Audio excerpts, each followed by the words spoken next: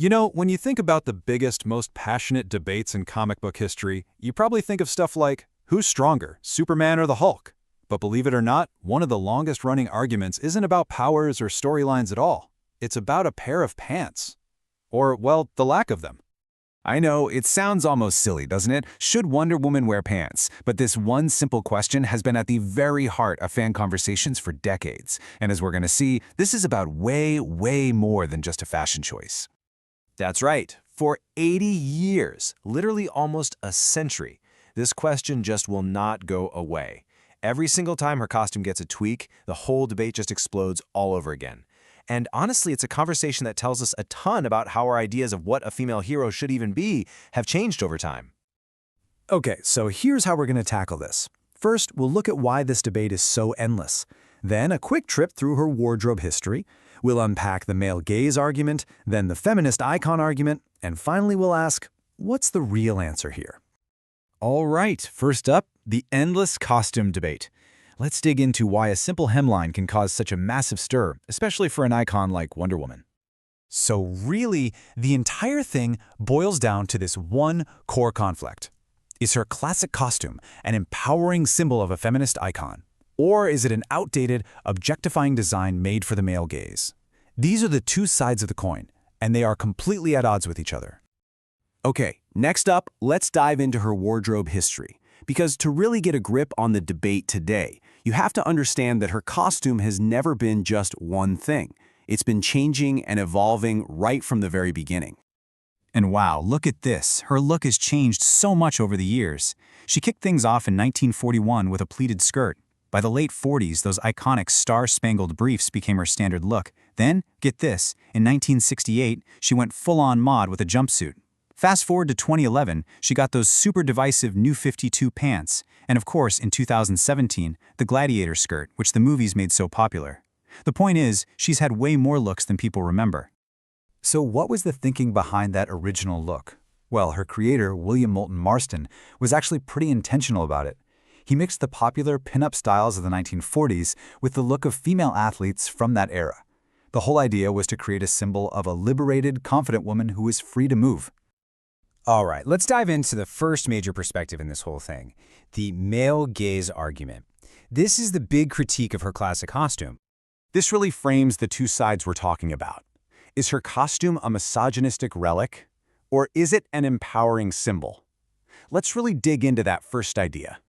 So the argument for the male gaze theory, it goes something like this. First, you have to remember that for decades, comic books were almost entirely written by men, for men. So naturally, a lot of scantily clad female characters were designed specifically to appeal to those male readers. And when you put her next to these fully armored male heroes, it can start to feel a little exploitative. I mean, common sense says a warrior should probably wear some armor into battle, right?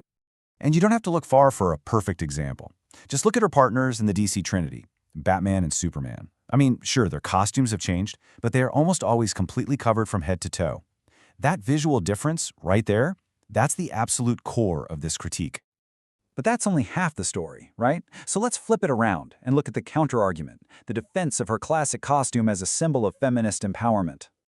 So, the arguments for the feminist icon side are just as passionate. First off, people point out that Wonder Woman was created to be a symbol of female power. Second, those star-spangled shorts are they're part of her iconic identity. You can't just change that. Plus, from a practical view, the look allows for way more movement and flexibility. And then there's the really big one, the idea that telling a woman to cover up is in itself a form of misogyny. And this quote right here, it just perfectly captures the heart of that whole defense. If a woman wants to wear the short shorts and that's her identity and who she is it not misogynistic to tell her to cover up? It completely flips the script. It suggests that maybe the real problem is policing what a woman wears in the first place. And that really brings the whole thing into the real world, right? It's about female agency. What if she just loves her legs? What if she chooses to dress for herself and not for anybody else? Who are we to tell her that's wrong? Okay, so we've heard both sides of the argument loud and clear. So what's the real answer? Who's right? Well, maybe the point isn't about picking a winner. Maybe it's about understanding what the debate itself is trying to tell us. Think about it. A hero's design is always a reflection of the society that creates it. It's like a time capsule. Wonder Woman's costume has gone from reflecting the pinup ideals of the 1940s all the way to a modern desire for tactical realism.